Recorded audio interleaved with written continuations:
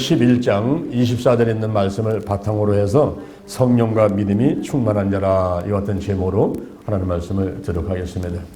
여러분, 순복음이란 무엇일까요?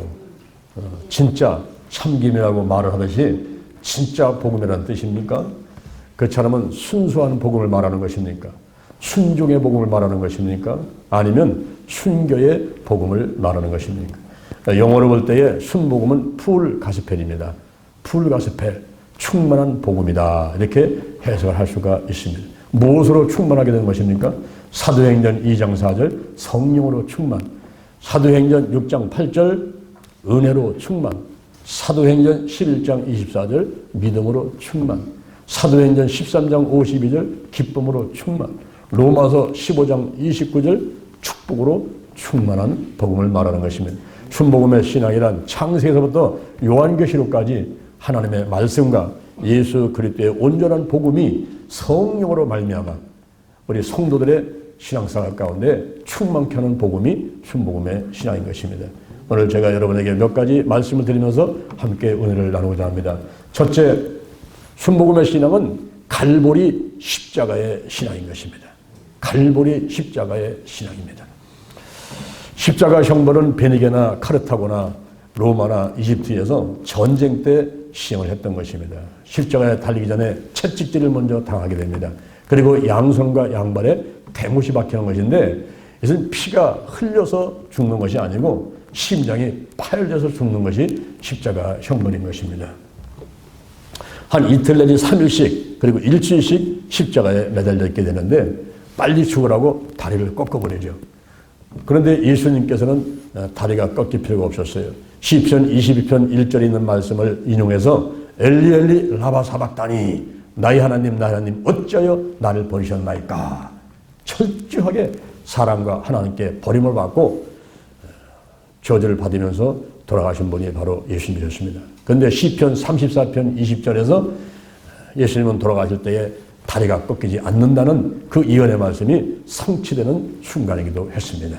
예수님께서 다 이뤘다 하시면서 이제 못 박혀 돌아가시는데, 십자가의 죽음이라는 것은 바로 죄와 저주의 값을 속량하기 위한 것입니다. 이 속량이라는 것은 값을 주고 산다, 그런 것입니다. 값을 주고 산다. 창세기 3장 14절 보니까 아담과 하와가 원죄를 범하게 됩니다. 그로 인해서 하나님의 형벌이 내리는데, 뱀에게는 배로 다내라, 저주받아라, 흙을 먹고 살아라, 그리고 여자와 원수가 되어라 하는 형벌을 받게 되고, 여자에게는 잉태하는 고통이 있게 되고 수고하면서 자식을 낳게 되고, 그리고 남편의 다스림을 받고 남편을 사모하며 살아가라, 이런 형벌을 받게 됩니다. 남자는 수고해야 소산을 먹게 되고 얼굴에 땀이 흘러야 식물을 먹게 된다는 형벌을 받게 됩니다. 그리고 땅은 저주를 받게 되고 가시와 엉겅퀴가 나게 되고 가시덤불과 엉겅퀴가 나게 되고 흑연이 흙으로 돌아가라 하는 죽음이 형벌로 오게 된 것입니다. 이 십자가 죽음은 바로 속량, 값을 주고 사는 것, 이것이 바로 필요했던 것입니다. 로마서 3장 23절에 보니까 모든 사람이 죄를 범했으면 하나님의 영광이 이르지 못한다. 로마서 6장 23절에 죄의 작은 사망이다 그랬습니다. 누군가는 이 죄값을 치러야만 되었습니다. 또 누군가는 아담과 하와가 지은 그 원죄로 인해서 오는 저주의 값을 치러야만 되었습니다.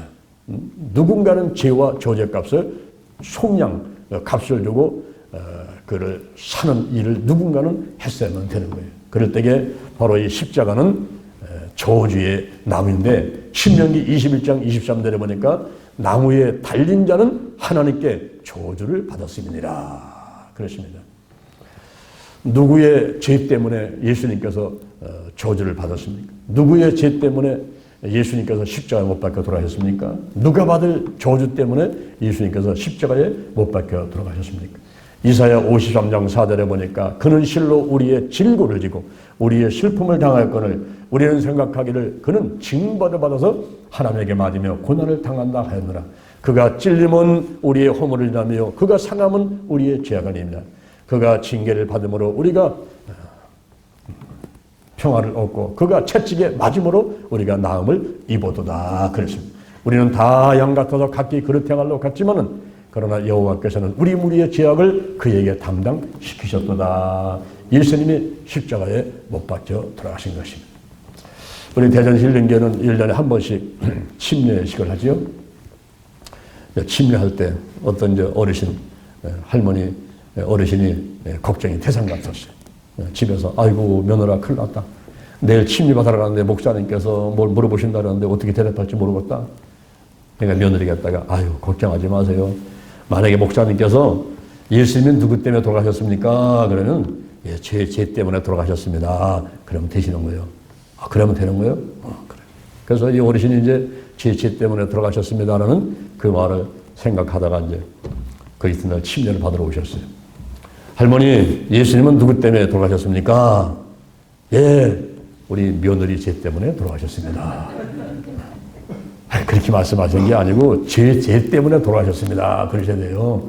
다시 여쭙겠습니다. 자, 할머니, 예수님은 누구 죄 때문에 돌아가셨습니까? 예, 목사님 죄 때문에 돌아가셨습니다. 아니, 그게 아니고요. 할머니, 죄 때문에 돌아가셨습니다. 이렇게 말을 해야 됩니다. 그래서 이제 다시 또 여쭙고 대답을 잘 하시고 침례를 받으신 그런 일이 있었습니다. 여러분, 예수님께서 누구 죄 때문에 돌아가신 거예요?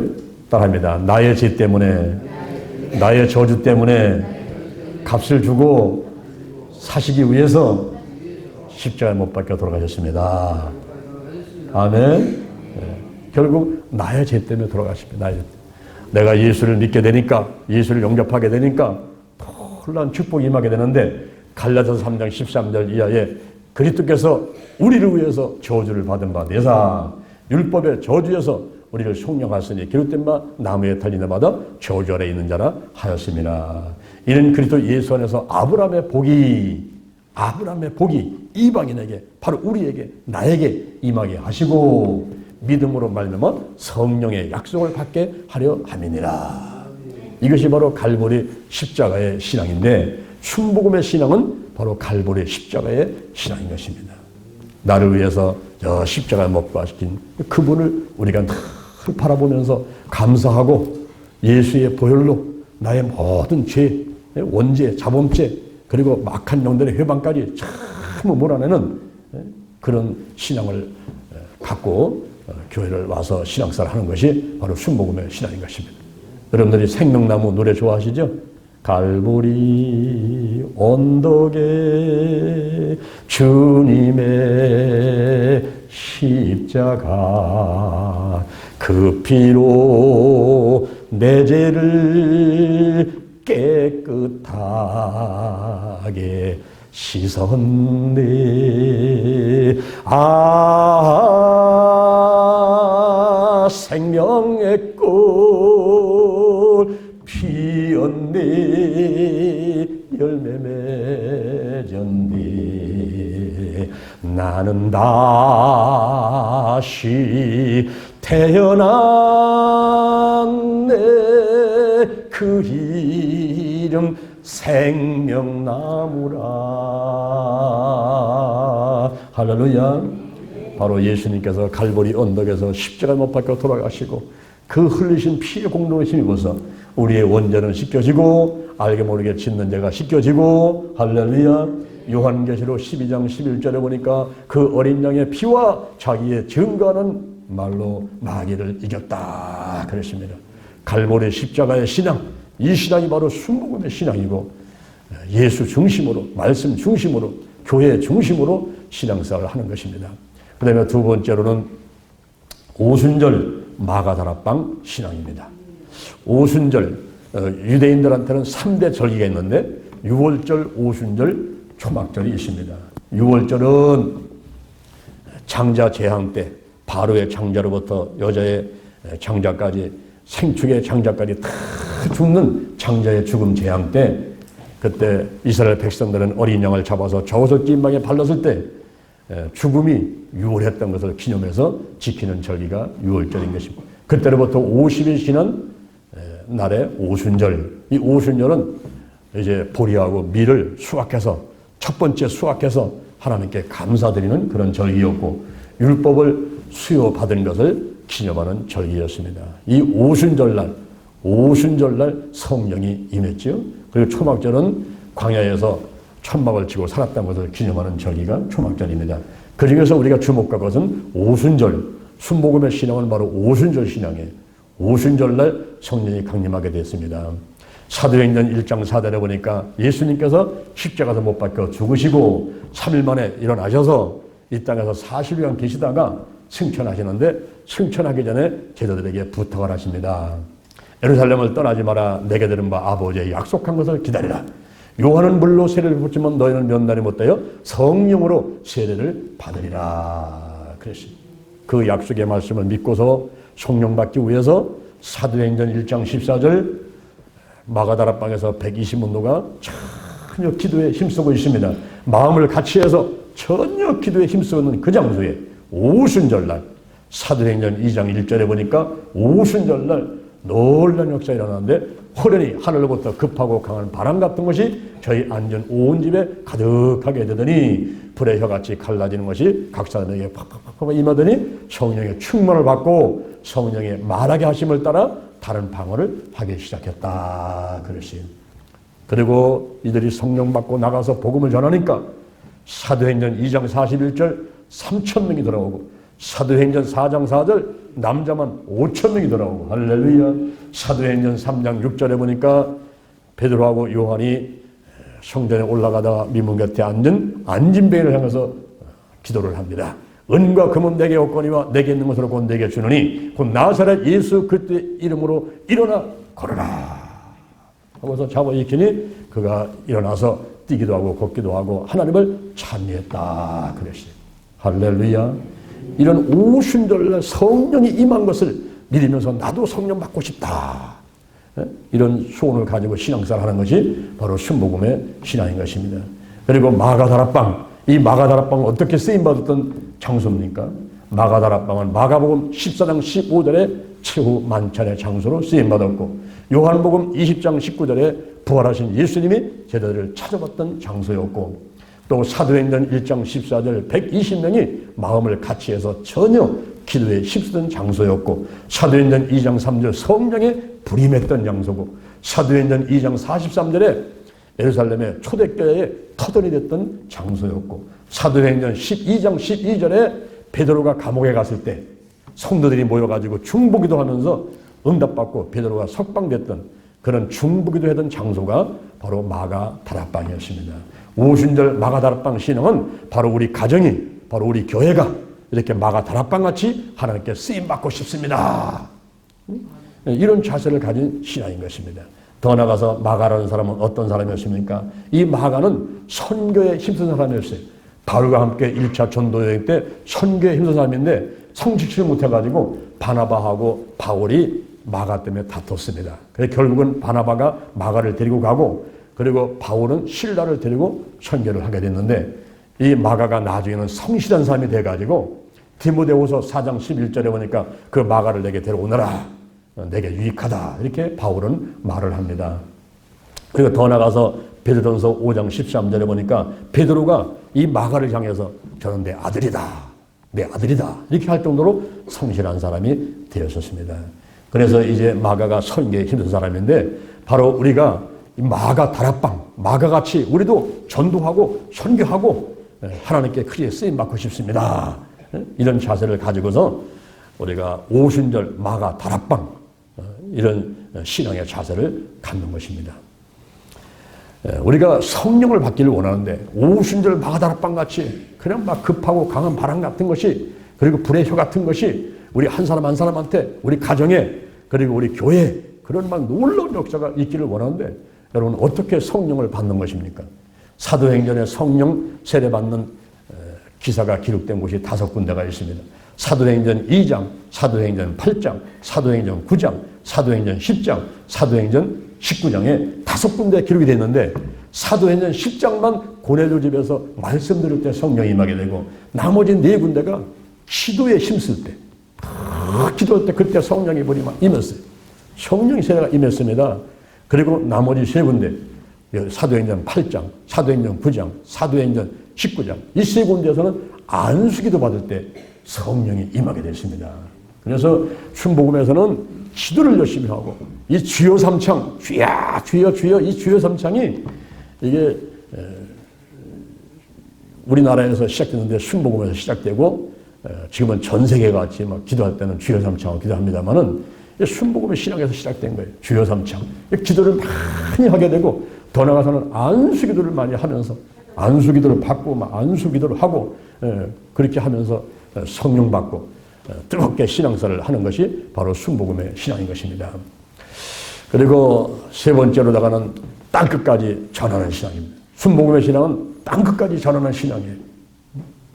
마가복음 16장 15절에 보니까 너희는 온 천하이며 만민에게 복음을 전파하라 그랬어요. 우리 목사님들이 만나면 소름 돋습니다. 아니 목사님 어디서 목회하십니까? 예, 전 대전사입니다. 예, 저는 안산사입니다. 예, 저는 서울사입니다. 이렇게 대답을 하거든요. 그런데 마가복음 16장 15절에 보니까 너희는 온 천하에 다니며 이렇게 말하고 있습니다. 목사님 어디서 목회합니까? 예, 온 천하에서 하고 있습니다. 우리 성도님은 어디서 신앙생활 하고 있습니까? 예, 저는 온 천하에서 하고 있습니다. 할렐루야. 요 대전에 비동에서 하고 있습니다. 이렇게 말하는 게 아니고 온 천하에서 하고 있습니다. 한국과 세계를 다 끌어안고 온 천하에서 신앙생활하고 온 천하에서 목회하고 있습니다. 이렇게 대답을 하는 것이 좋습니다. 그리고 목사님 교회 성도는 몇 명입니까? 아이고 100명이 안 돼요. 500명이 안 돼요.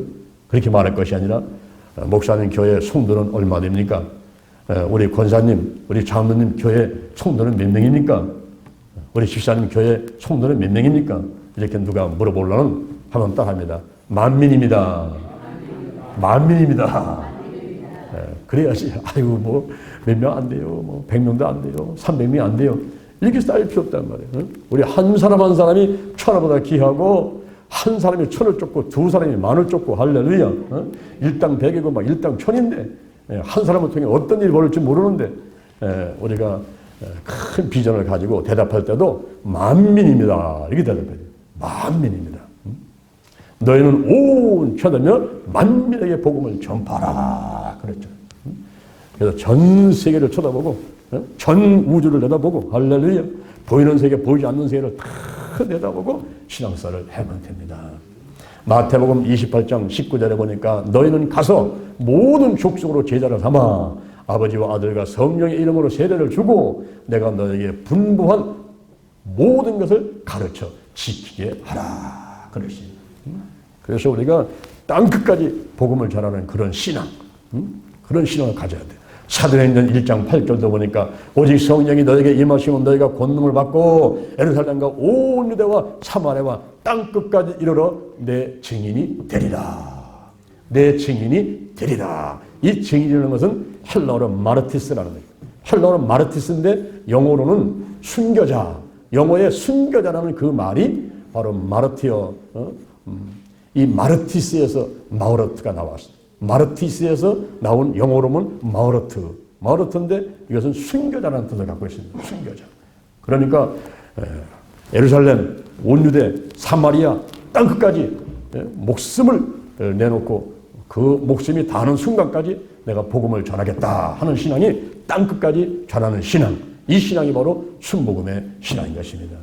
오늘 여러분들이 영상을 보셨지 않습니까? 저게 남의 일이 아니라 저게 내 일이구나 생각한다면 좀 긴장하게 되죠. 야, 내가 저런 순간에도 믿음을 지킬 수가 있을까? 우는 사자같이 두루다니며 산길 찾는 저 사자 앞에서, 저 마귀 앞에서 내가 과연 신앙을 지켜낼 수가 있을까? 정신이 벌쩍 나는 거죠. 사도행전 20장 24절에 보면은 나의 달려갈 길과 주 예수께 받은 사명, 즉 하나님의 은혜의 복음을 전하는 것을 마치려 하면은 나의 목숨도 귀한 것으로 여기지 않겠노라 그랬어요. 여러분 사명이 목숨보다 앞서는 거예요. 뭐 가정도 중요합니다. 물질도 중요합니다. 명예도 중요합니다. 직장도 중요하고 사업도 중요하지만은 이 사명이라 하는 것은 가정보다 직장보다 사업장보다 목숨보다 생명보다 앞서는 것이 사명인 거예요. 사명. 하나님께서 내게 주신 크고 작은 사명이 있다면은 그것을 이뤄내는 데는 내가 복음을 전파하고 하나님의 뜻을 이뤄내는 데는 목숨까지도 조금도 귀한 것을 여기지 않는 이런 신앙이 땅끝까지 전하는 신앙이고 순복음의 신앙인 것입니다. 할렐루야, 할렐루야. 여러분, 갈보리 십자가의 신앙, 그리고 오순절 마가다락방의 신앙, 그리고 땅끝까지 전하는 신앙. 순복음의 신앙은 7대 신앙인데 오늘은 제가 3가지만 말씀드리고 다음 주에 또 4가지 또 말씀드리고 이렇게 조금씩만 잡수셔야지 한꺼번에도 다 내놓으면 다 잊어버리니까. 그래서 제가 오늘 3가지 말씀드리는데요. 여러분, 순복음의 신앙은 갈보리 십자가 신앙, 그리고 오순절 마가다락방 신앙, 그리고 땅끝까지 전하는 신앙. 여러분들이 꼭 기억하시길 바랍니다. 그리고 순복음의 교리는 오중복음이에요. 누가 지금 집사님은 어느 교 다니세요? 내가 순복교 다녀요. 순복교 교리는 뭐예요? 아, 나도 몰라요. 그냥 다니는 거지. 이러는 것이 아니라 따라합니다. 오중복음이다. 오중복음이다. 성결 교단은 사중복음이에요. 사중복음. 중생, 성결, 신유, 재림이라는 사중복음인데 우리 순복음은 오중복음이에요. 오중복음. 그 성결교 사중복음에다가 하나를 더 붙였는데 한 가지가 더 있죠. 뭐 붙였다고 하더라도 우리는 5가지를 이제 믿고 실천하는 것인데 하나는 따라합니다. 중생, 성령 충만, 신유, 재림. 그다음에 한 가지 뭘까요? 한 가지. 이 순복음의 성도들은 그냥 그걸 바라보고 그냥 하나님께 그걸 받고 싶어가지고 열심히 신앙생활하고 전도하고 이렇게 하는 게 있어요. 순복음만의 특징이 하나 있어요. 특징. 뭘까요? 마지막 여기. 따라합니다. 축복이다. 축복. 축복. 축복받고 싶어가지고 축복. 그래서 요한 3서 2절. 저 말씀이 뭐냐면 사랑하는 자여 내 영혼이 잘된 같이 내가 범사에 잘되고 강건하기를 내가 강구한다. 그럴 때에 3중 축복. 3가지 축복받기를 원한단 말입니다. 따라합니다. 영혼이 잘되는 축복. 범사에 잘되는 축복. 강건하게 되는 축복. 이것이 바로 전인적인 축복이라는 거예요. 영혼, 육, 환경까지 총체적인 그런 치유. 이 치유라는 말이 힐링. 힐링은 바로 회복. 그래서 영혼, 육이 회복되고 영혼, 육 환경이 다 회복되는 축복받고 싶다는 그런 신앙을 말하는 것입니다. 그래서 순복음의 신앙은 오중복음, 3중 축복 이렇게 요약해서 말씀할 수가 있어요. 갈보리 십자가의 신앙을 가지고 오순절 마가다락방 신앙 가지고 십자가를 바라보면서 성령 받고 그리고 땅끝까지 복음을 전하면서 목숨을 다해서 복음을 전하면서 그러면서 우리가 교리는 분명하게 중생 거듭나고 성령 받고 그 다음에 신유 병고침 받고 그 다음에 다시 오실 예수님 바라보고 그 다음에 축복받자. 축복. 3가지 축복. 영혼이 잘되는 축복. 범사가 잘되는 축복. 할렐루야. 강건한 축복. 이런 축복을 받고자 하는 것이 순복음의 신앙인 것입니다. 대전 신림교회가 20년 동안 바로 이러한 복음을 믿고 전하기 위해서 여기까지 달려왔고 그리고 대전에는 현재 120개의 순복음교회가 있습니다. 그리고 한국에는 한 6천여 개의 순복음교회가 있고 그 다음에 여기 충청도 지역 충청 남북도 대전까지 충청도 지역에는 한 350여 개의 순복음교회가 있습니다. 그래서 우리가 순복음 대전 신림교회에 소속되어 있다는 자부심을 가지고 우리의 교리가 뭔지 그리고 우리가 신앙의 실천적인 상에서 무엇을 위해서 달려가고 있는 것인지 또 순복음이란 도대체 뭐냐? 순복음이 뭐예요? 그러면 모르겠어. 참기름인지 들기름인지 뭐 진짜 참기름인지 뭐 그런 말인가 도대체 나도 모르겠어. 그럴 것이 아니고 충만한 복음이다. 충만한 복음. 무엇으로 충만하냐? 성령으로 충만하고 은혜로 충만하고 믿음으로 충만하고 기쁨으로 충만하고 특히 요거 5번째가 축복으로 충만하다. 축복으로 충만해서 영혼이 잘 되는 축복, 범사가 잘 되는 축복, 강건한 축복. 우리는 축복받고 싶어가지고 복받고 싶어가지고 달려와서 예배 드리고 막 전도하고 막 기도하고 봉사하고 할렐루야. 그렇게 분명한 교리와 실천상을 가지고 나가는 것이다. 여러분들이 그렇게 아시기를 바랍니다. 할렐루야.